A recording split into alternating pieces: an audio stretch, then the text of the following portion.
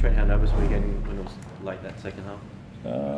Nervous probably is not the right word, but yeah, obviously I thought what we sort of did to them for most of the game, especially heading towards half-time and out of half-time, I thought they started doing to us for sort of about 10 minutes there, and yeah, it was game on.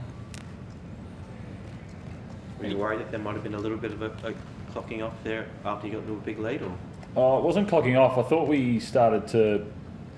I thought we wanted to go to 32 really quickly, rather than sort of hold on to what we were doing, and so we went for some higher risk type stuff that actually didn't come off. I think we went over the sideline. I think we had a run on last that JT picked up. I think we had. There was another kick there as well. So I thought we were sort of in a bit of a rush when we were in real control of the game, and then that opened the door. Your opposition completed every single set bar one. Yeah. You've been involved in a game where there's such a high completion rate and you're the team loses. Yeah, Adrian, I think that's. I said to the boys after the game, because you can feel disappointed about some parts of it, but I think JT's forward pass with 4 minutes to go was the first error of the game for them. Yeah. Like they made one error for the whole game, and it was in the 76th minute. I sort of praised the guys that if we get a high completion rate, even if the other team gets higher, we don't lose. And that was the case tonight, but it happened that the opposition held the ball the whole game. So I think they started to find a bit last week, and they're starting to play some really good footy there, and it was good to see JT for everyone else starting to really open us up, and got a great try there. You mentioned JT. Can you talk us through those moments at the end of the game? Was it quite a touching gesture for him? Yeah, I know he probably won't mind me saying this. It's hard. You're in week-to-week footy. You're focused on what you need to do to improve each week, and then you've got a guy that comes along once in a generation, and you're about to play your last game against him, and we really wanted to honour him as a person. We wanted to beat him tonight in the game, but we also wanted to honour his. The legacy that he's left, and as I said to him, we were fortunate enough to have a guy called Artie Beetson at our club who left such a big impact on the game and our club and Australia when it came to the first Indigenous captain, and JT's left a similar legacy to Artie Beetson, and that's I think the biggest rap I can give him, and we didn't want to let that pass, so it was these guys have got to experience a lot more than I have with him, but I know he's got some games to go, but it was our last, and we wanted to say that in the right way. Boyd, for you, you've had plenty of good battles. That's the last one. What are your feelings? Relief? Nah, well, in that 80 minutes, yeah.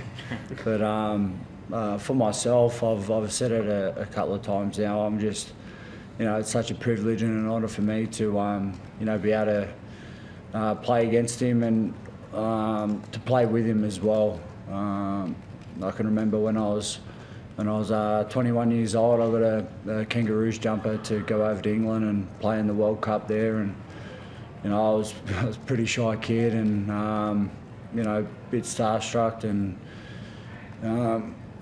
he was probably the first bloke who come up and helped me out and made me feel welcome and went out of his way, and I'm so glad to be able to call him a mate now. I'm going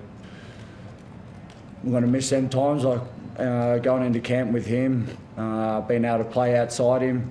He's made me a better player, and I don't know what else to say. He speaks for himself, really. He's what he's done in the game, but what he's done for the game off the field is really, not many players have as much of an impact as he does to the community of, not only the rugby league community, Indigenous community, and people who don't even watch rugby league really know who he is. So, like Robbo said, it's only, it takes a special kind of person to have that effect and impact on on a country really. And you were without Luke Keary today. How do you think the boys handled that? Yeah, fairly well. I thought we worked towards a really good sort of. Obviously, we were good enough to score 26 points without Luke. I thought, between Boyd, Latrell, and Maddo with Toops, they shared the load there, and they all got some work done there.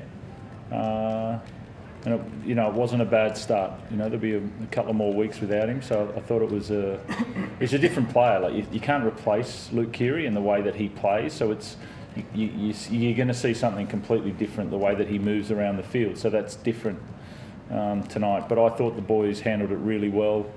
So I thought, to be honest, Jake Friend was incredible tonight. That's the guy that I thought.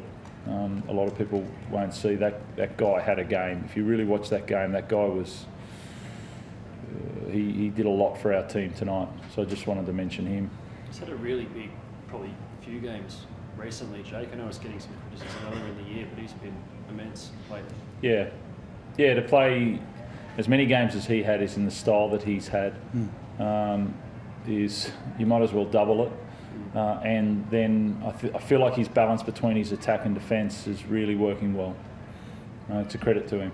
Robbo, how much improvement's required next week against South Sydney on tonight's performance?